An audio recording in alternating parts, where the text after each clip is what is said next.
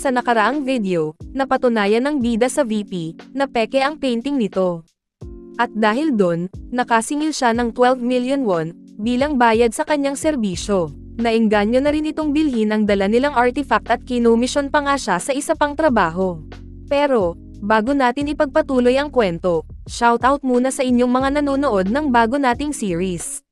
Maraming salamat sa suporta, lalo na sa ating mga Senpay tier members. Solid kayo. Balik sa istorya, inabot na sila ng gabi sa bahay ng Vice President. Nabother naman ito nang makita ang kanyang anak na nagstay pa sa sala. Tinanong niya kung bakit pa raw ito nandun. Umakyat na raw siya sa kwarto niya.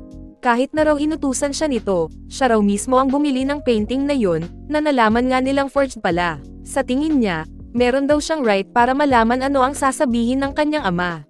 Wala naman itong nagawa at napasabi na lang ng, sige, bahala ka na, kung ano ang gusto mong gawin. Sabay facepalm. Bago raw sila tumungo sa ibang usapan, tinanong ng VP ang bida kung confident raw ba ito sa pottery. Nag-isip muna si Hejin bago sumagot. Nagpaka-honest naman ito at sinabing, hindi raw. Nagulat naman si Uncle Byung-guk dahil sa response nito. Kahit ang VP ay na-caught off guard. Sumama raw siya doon sa tito niya para magbenta ng pottery. And yet, sinasabi nitong hindi siya confident pagdating sa pottery. Sinabi ng bida na oo, if meron daw itong i-request. Pag-isipan niyang mabuti bago ito magdesisyon. Dahil sa kakaibang mga sagot nito, pinapatigil na siya ni Byung-guk. Pero ang ibig daw sabihin nito, ay dapat hindi nila siya gawing accountable, para sa mga loss na makakamit nila, kapag ibinigay sa kaya ang appraisal job. Sa isip naman ni Hejin, although hindi niya raw alam anong klaseng request ito. Sa totoo lang, ayaw niya na raw marinig pa. May mga pagkakataon raw kasi na napapagod ito tuwing ginagamit ang mga abilities niya. At ang pinaka-importante pa, ayaw niya raw sa babaeng nasa harap nito. Na tila nilo-lockdown siya. Sabi nitong, speechless daw siya. Baka isipin nilang siya lang ang appraiser na meron ng Korea. Tama na daw, sabi niya sa tatay niya. Pwede naman daw itong maghanap pa ng ibang tao. Na-fed up naman ito sa kanya, kaya naman sumigaw ito ng quiet, kung ayaw niya raw umakyat, manahimik lang daw ito doon. Halata naman nagulat at hindi ito in-expect ng anak niya, na tunog spoiled brat. Kwinento naman ng VP, na 1 linggo na raw ang nakakaraan, mula nang bisitahin siya ng isang art dealer. Ito raw ay si Yang Sojin. Tinanong niya sila kung kilala ba raw nito. At tila pamilyar si Byung-guk. Kung ang tinutukoy niya raw ay ang representative ng Haneul Gallery, na Yang Sojin, oo, pamilyar raw siya dito. Kilala ito bilang best art dealer sa buong Korea. Siya raw kasi ay may di kapani-paniwalang skill sa pag-deal ng mga Easter at Western artworks. Sumagot naman ang VP na, tama. Matapos daw sila nitong ilagay sa top spot, meron daw itong ipinakitang item sa kanya.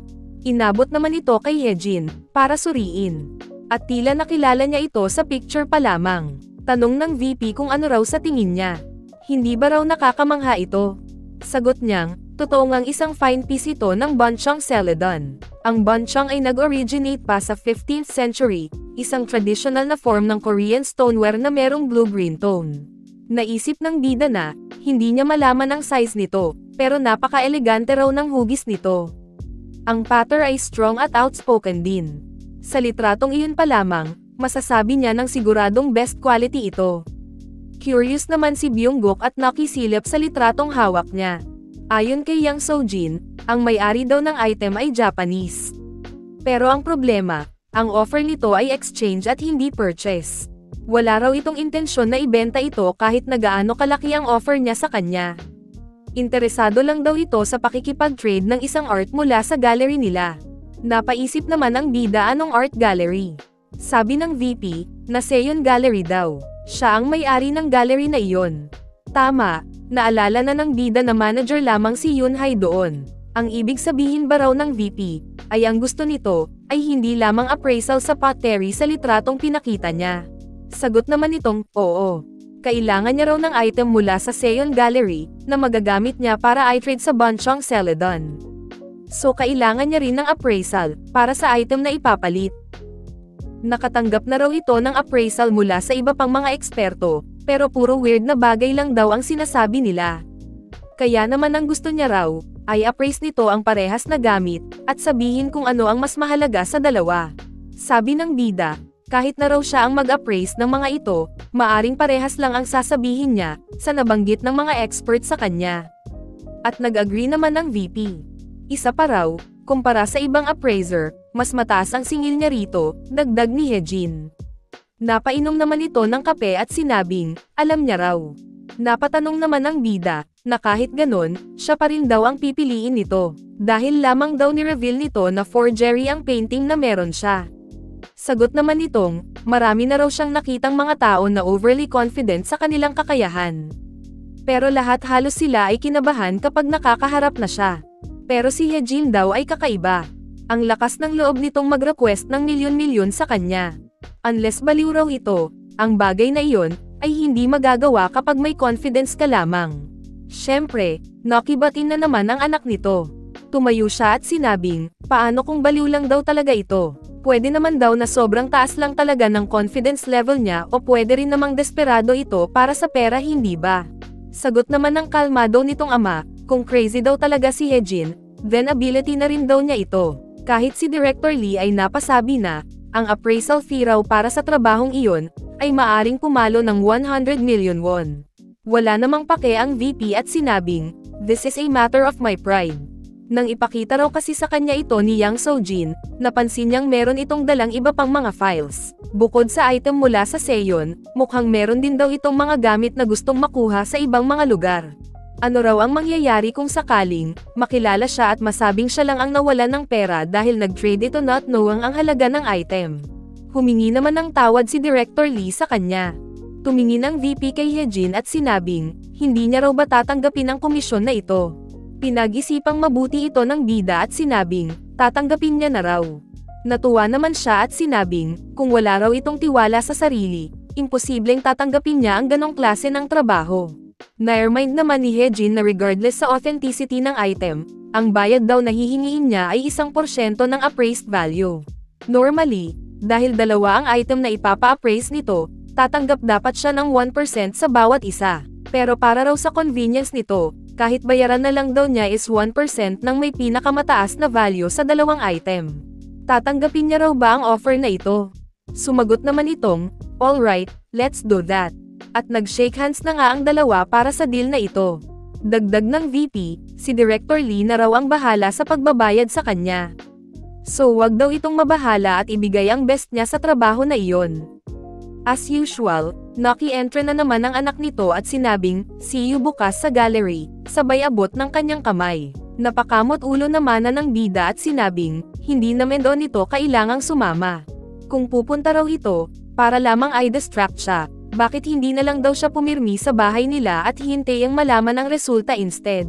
Nainis naman ito at tinanong, ano ba raw ang tingin niya sa kanya? Nag-walkout na lang siya at sinabing, anyway, pupunta raw siya sa ayaw at sa gusto nito. Lahat naman sila at tila na stun sa ginawa nito. Matapos ang agreement, bumalik na ang magtito sa Fortune Bliss Hotel. Pagod na pagod raw si Hejin kaya naman humiga na ito sa sofa. Sinabi naman ni Byung-guk na paano raw ito mapapagod. Muntik na raw siya atakihin sa puso dahil sa mga pinagsasabi nito doon. Napangiti naman ang bida. Dagdag ni Byung-guk, dahil isinabat daw ng VP ang paintang doon kung saan kitang-kita ng lahat, meaning, hindi niya raw ito masyadong gusto. Kaya naman, nang sabihin niya raw na peke ito, tila nakita niya bigla ang impyerno. Napatanong naman ito, kailan niya napansin na peke ang painting na iyon. Confident naman itong sumagot na, simula raw nang makita niya. Sa totoo lang daw kasi, nakita niya na mismo ang totoong version nito, noong pumunta sila ng Italy ng kanyang ama, matagal na panahon na ang nakalipas. Kaya naman daw tinitigan niya ito. So na-realize ni Byung-guk na kaya pala ang lakas ng loob nitong ibulgar na peke iyon. Matapos daw nilang mag-usap, sabi ni Hejin, alam niya na bakit nito sinabit ang lion tamer painting sa pinaka-visible na parte ng kanilang bahay. Na-curious naman si Byung-guk bakit. Sagot nitong, gaya raw ng hari na kayang i-move ang bansa niya kung gugustuhin niya.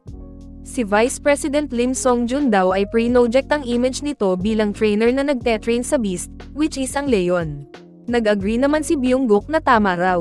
Ang number 1 sa Hawaiian Group ay maaring ganun nga ang pag-iisip. Tiyanong naman ni Hejin kung bakit 2 billion niya binenta ang dala nito. Napaisip muna ito, bago sabihin, sa tingin niya ba raw, bibilhin yon ng VP kung ang hiningi niya lang ay 1 billion. In the first place, alam niya raw na wala naman itong intensyon na bilhin iyon. Napatayo naman si Hejin sa narinig niya at sinabing, hindi niya gustong bilhin ito. Habang busy maghanap ng inumin si Byung-guk, sumagot itong, isang tingin pa lang raw, alam niya na agad.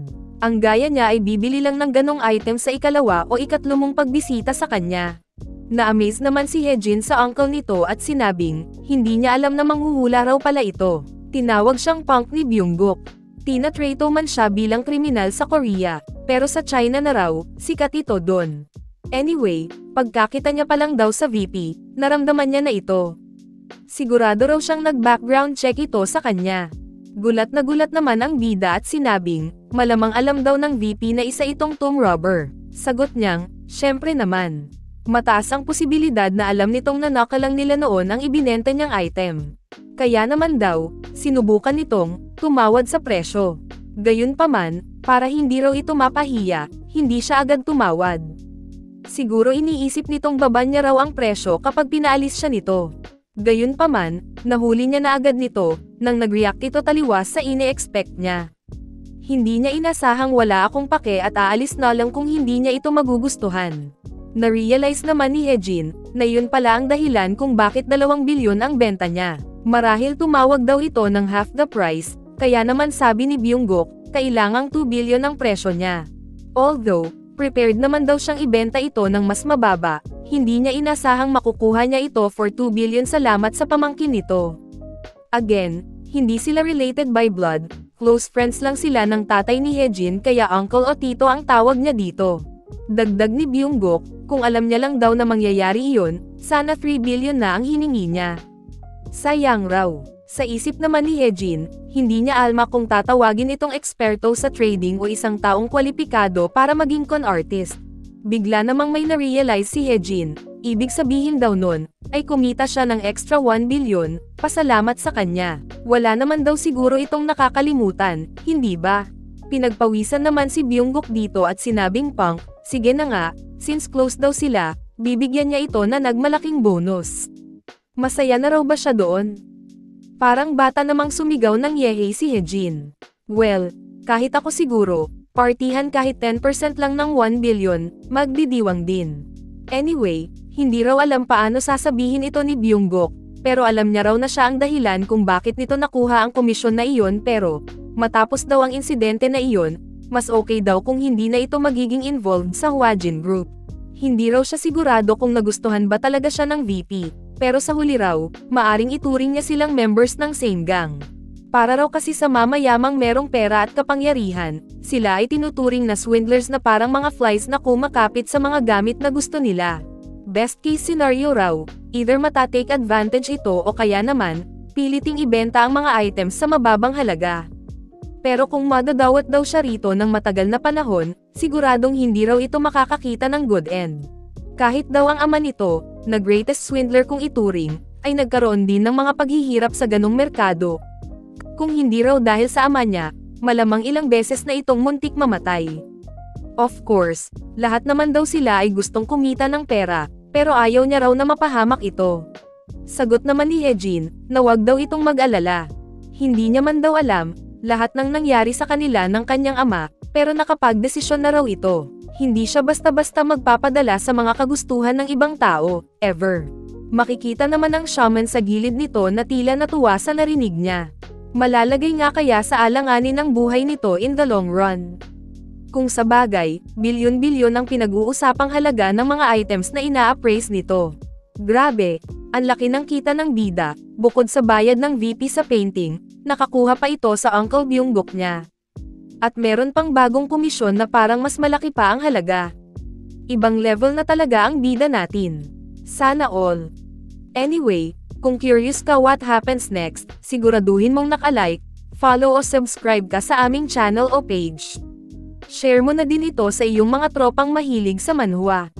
Maraming salamat sa panonood, Oni-chan.